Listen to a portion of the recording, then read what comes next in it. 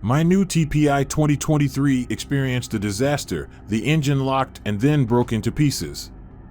It's very sad to see an almost new engine go through this. The damage is huge and I'm disappointed in quality of parts.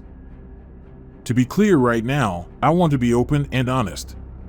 I'm not saying that it's not my fault that this happened, but it's a little strange that this happened to me and my friend. Also, he had same hours on bike.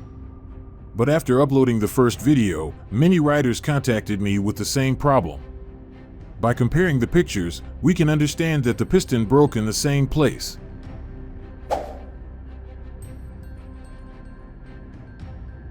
My TPI cost me about $10,000, and imagine this happening to you.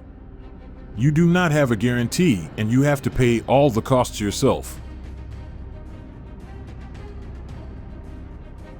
Now many will say that I ride a lot with open throttle, and I have really big uphills. Yes, that is true, but why didn't my Sherco 250 broke like this, or my Beta 300? And of course, every motorcycle has its own problems, but also good things. The Sherco is known to have a weaker clutch than other bikes, and the Beta is known for weaker suspension. But with KTM, this is a very serious matter because the most important thing has problems, and that is the engine.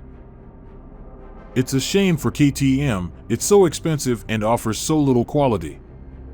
Don't get me wrong, it's a good bike, but it has some mistakes that the factory doesn't want to admit.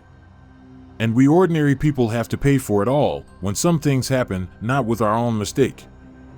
Through the conversation with the mechanic, I came to know that many new engines do not have a correctly adjusted power valve. He says that it has become normal that you need to open and adjust a new engine before riding. It's strange that KTM doesn't have better control, and that engines like this can leave the factory without being completely in order. We can ask ourselves who assembles these engines, and are they really experts who do it?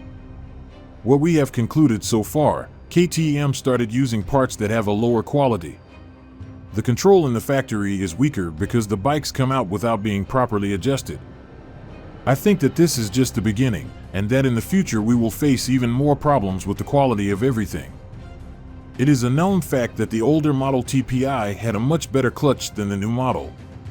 Since 2020, the clutch has started to behave strangely. Many riders do not immediately know what it is about. But we found out that they put the end part of weaker material. And if the engine was overheated, that part would distort, and that did not happen on models before 2019. I'm holding that part in my hands right now. Some call it plate pressure. At least I know it's gray color. I want to wake up all KTM riders.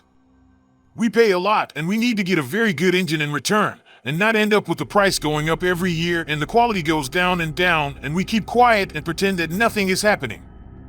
I know that this is your hobby and that you love it and that you don't regret spending money on it, but we still have to fight for our rights. Also, we are all silent when it comes to suspension on KTM. Why Sherco and Beta both have better KYB suspension?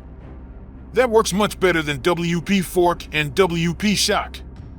And the KTM is much more expensive than those bikes I mentioned. We want better bikes, which are more reliable.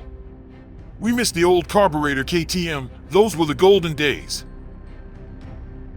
Please support this video with a like, and if you have any information about problems I mentioned in this video, share it with me in the comments. We are riders, we are family, we stick together.